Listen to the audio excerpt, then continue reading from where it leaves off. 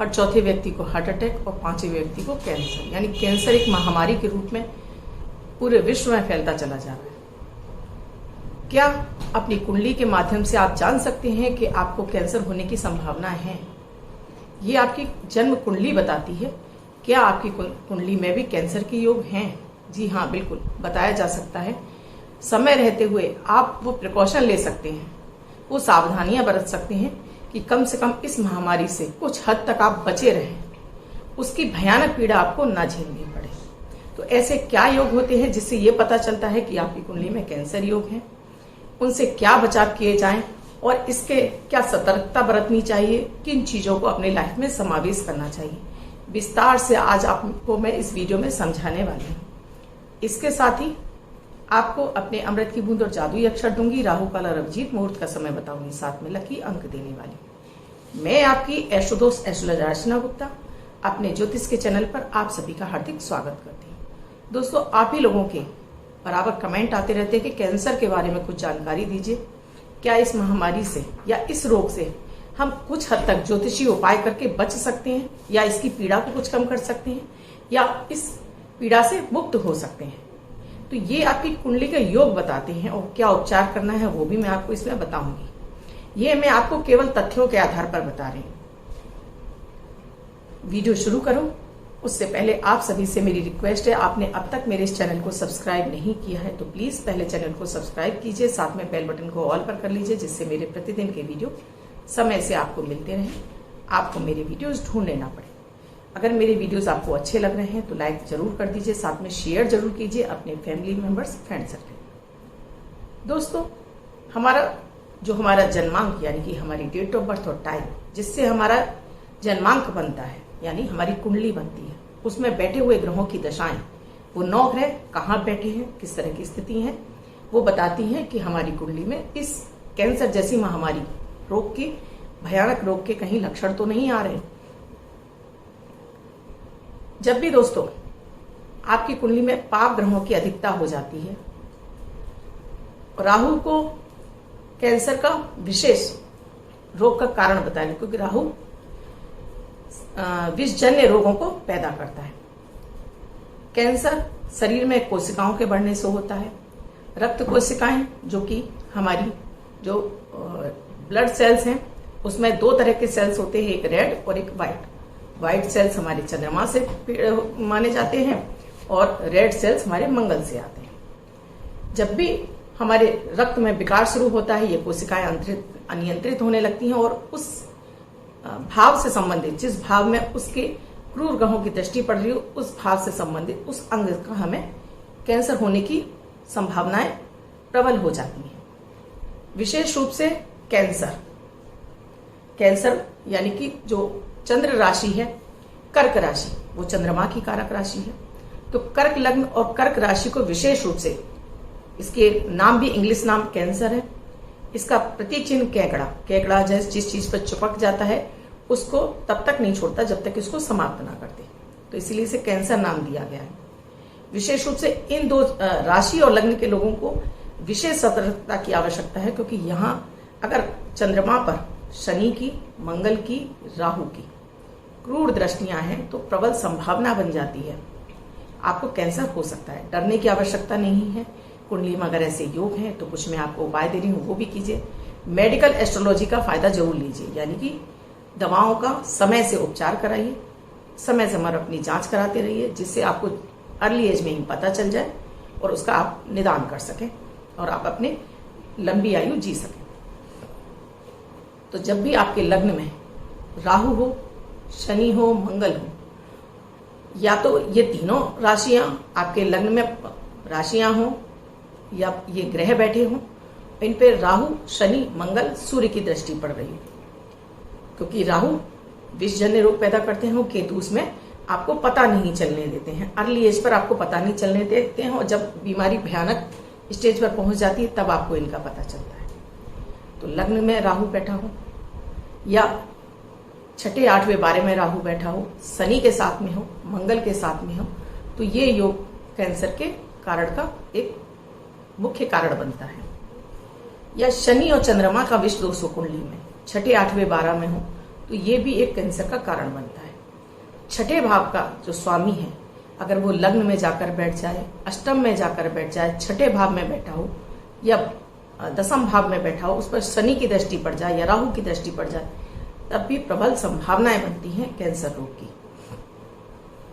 इसी तरह से राहु और शनि की युति छठे भाव में, आठवें भाव में या 12वें भाव में, या मंगल राहु की युति छठे, आठवें, 12वें भाव में, चतुर्थ भाव में, तो ये भी एक कारण हो सकता है कैंसर का।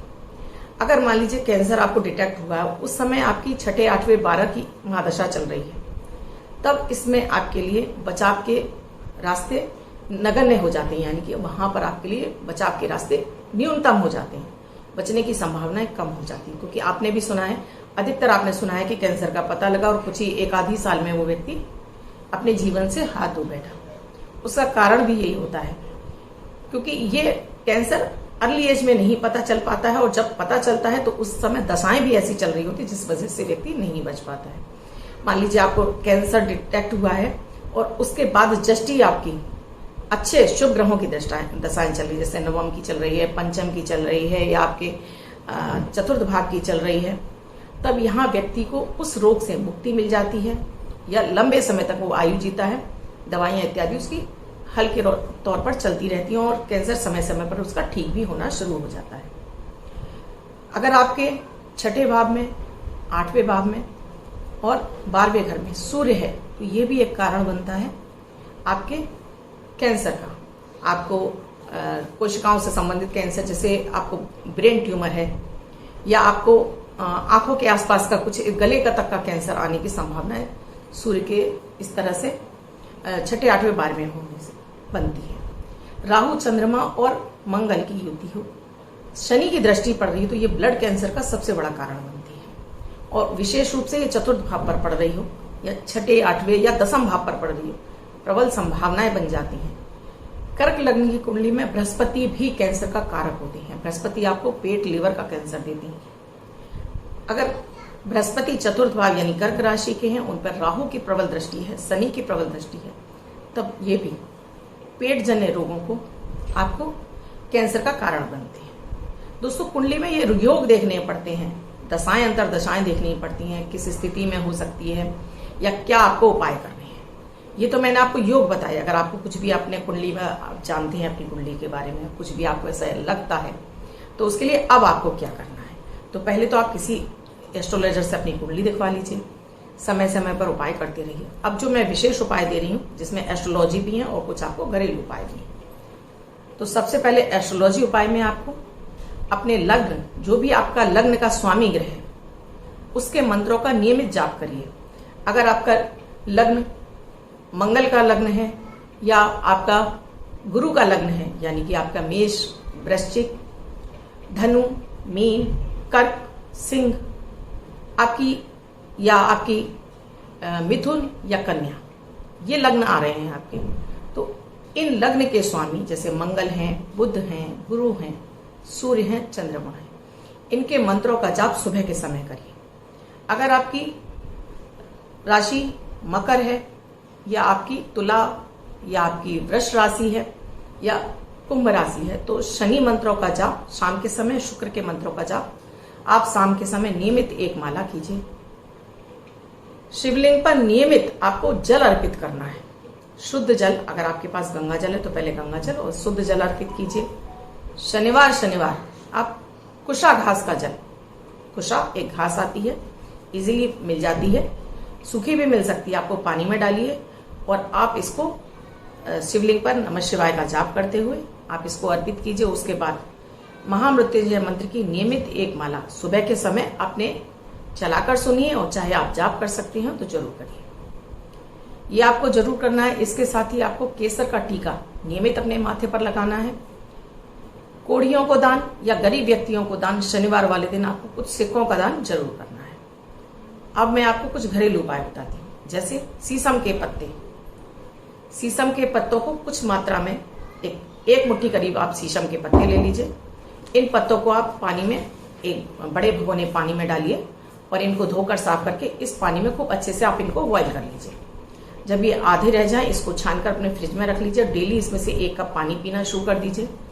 इसके अलावा तकरीबन चौथाई चम्मच खाना सोडा पाउडर, जिसे हम बोलते हैं बेकिंग सोडा, हफ्ते में एक दिन पानी में घोलकर आप इसको पीना शुरू करते हैं, तो इससे जो आपके ब्लड में किसी भी तरह का यूरिक एसिड या किसी भी तरह का विष कोई आपके रक्त में जा रहा होगा, वो धीरे धीरे धीरे समाप्त होने लगता है। और आपको जो कोशिकाएं आपकी जो अनियंत्रित हो रही हैं, वो कोशिकाएं भी आपकी धीरे धीरे वहीं पर समाप्त होने लगती हैं या उनका बढ़ना रुक जाता है। ये मेडिकली प्रूव है, ये विदेशों में इसके ऊपर शोध भी हो चुका है कि ये खाना सोडा, जिसको हम बोलते हैं मीठा सोडा या ये बेकिंग सोडा, ये हमारे पाचन तंत्र को तो अच्छा करता है, पाचन में जमने वाली हर तरह के विष को समाप्त करता है, कोशिकाओं में जमने वाले विष को समाप्त करता है। तो चौथाई चम्मच बेकिंग सोडा आप हफ्ते में एक दिन कोई नियम दिन तय कर लीजिए, 1 गिलास पानी में घोलकर इसको पीना शुरू कीजिए, तब भी आपके शरीर से विष धीरे धीरे समाप्त होना शुरू हो जाएगा और आपको कैंसर जैसे बीमारी में हद दर्जे तक आराम मिलेगा। लेकिन दोस्तों, डॉक्टरों की सलाह जरूर लीजिए, डॉक्टरी उपाय जरूर कीजिए, केवल मेडिकली ये ज्योतिषी उपायों पर मत रहिए, क्योंकि ज्योतिषों के उपायों के साथ में आप अगर मेडिकल का भी उपाय करते हैं तो दोनों उपाय आपको एक साथ लाभ दे जाते हैं। अब मान लीजिए किसी को कैंसर हो गया है, तब आप क्या करें? उसके लिए पहले तो ब्लू और ब्लैक कलर उसके कमरे से, उसकी लाइफ से बिल्कुल टोटली हटा दीजिए। हर हफ्ते उसके पास कम से कम 100 ग्राम अदरक, जिंजर जिसको बोलते हैं, एक कांच के बाउल में भर के उसके सिरहाने रखिए और हर हफ्ते इसको फ्लश आउट कर दीजिए और फिर से नया भर के रख दीजिए। यानी सड़क पर नाली जो बहती है उनमें डाल दीजिए या अपने घर के फ्लश में कर दीजिए, उसे भरकर एक कटोरी में रख दीजिए।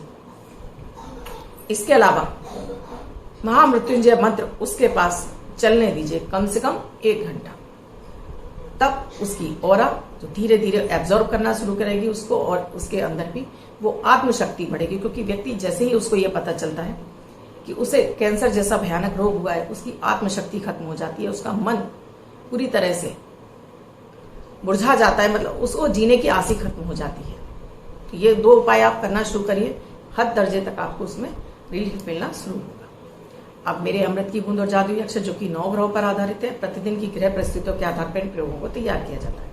आपकी कोई भी राशि हो, जन्मांग में ग्रहों की कोई भी अवस्था हो, किसी भी देश में रहते हो, किसी भी भाषा से बिलोंग करते हो, ये 10 वर्ष के बच्चे से लेकर 90 वर्ष तक के बुजुर्ग सभी के लिए समान रूप से उपयोगी प्रभावी है। मात्र 1-1 मिनट के प्रयोग है। सबसे पहले ये आपके मानसिक तनाव को दूर करते हैं, ऑरा को क्लीन करते हैं, इम्यूनिटी को बूस्ट करते हैं। आप नियमित इनको करना शुरू करते हैं, भाग्य का साथ दिलाते हैं, अटके रुके हुए कार्य आपके समय से पूरे होने लगते हैं। 23 मई 2022 दिन सोमवार, आज का राहु काल है 7:10 से 8:50 तक। इस समय आपको कोई भी शुभ नया कार्यक्रम नहीं करना चाहिए।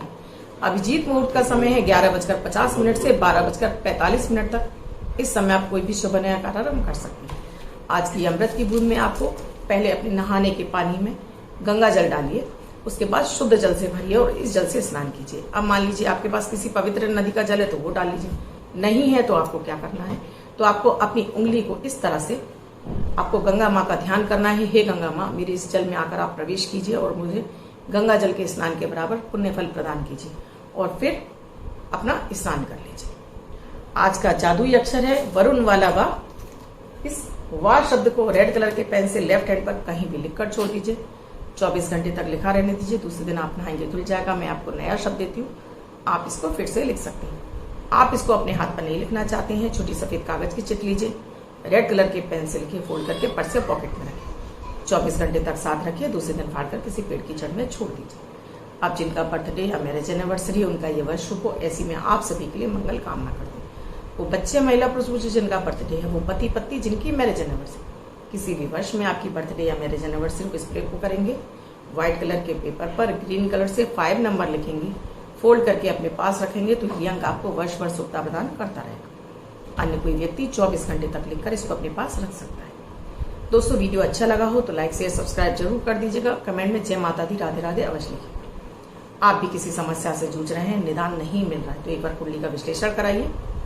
स्क्रीन पे साथ में डिस्क्रिप्शन बॉक्स में मेरा व्हाट्सएप नंबर, मेरा मोबाइल नंबर है 8077506510। इस नंबर पर कॉल या मैसेज के द्वारा आप कुंडली विश्लेषण का प्रोसीजर जान सकते हैं। ये सुविधा पेड है, यहाँ आपको फीस देनी होती है। इसके अलावा दोस्तों, कमेंट के माध्यम से जानना चाहते हैं तो इसके लिए आपको YouTube के कमेंट सेक्शन में जाना होगा। वीडियो के बारे में जानकारी चाहिए तो वो भी आपको वहीं पर लिखना होगा। किसी अन्य विषय पर वीडियो चाहते हैं वो भी आपको कमेंट सेक्शन में लिखना होगा। इसके अलावा अपने बारे में कुछ जानकारी चाहते हैं तो प्रॉपर विधि से लिखिए। अपना नाम, अपना डेट ऑफ बर्थ, अपना टाइम, अपना बर्थ प्लेस, साथ में एक क्वेश्चन। रैंडमली सेलेक्ट होने पर संडे वाले वीडियो में आपका कमेंट सेक्शन लेती हूँ। उसमें मैं कोशिश करती हूँ जो क्वेश्चन पूरी तरीके से सही तरीके से लिखे हों उन्हें मैं सेलेक्ट करती हूँ। तो आपसे भी रिक्वेस्ट है, अगर आप अपने बारे में कोई एक क्वेश्चन जानना चाहते हैं तो करीने से यानी कायदे से लिखिए जिससे उसे सेलेक्ट हो सके। दोस्तों, स्वस्थ रहे, मस्त रहे, जीवन में तरक्कियां करते रहे, ऐसी मैं आप सभी के लिए मंगल कामना करती हूँ। आपसे विदा लेती हूँ। धन्यवाद।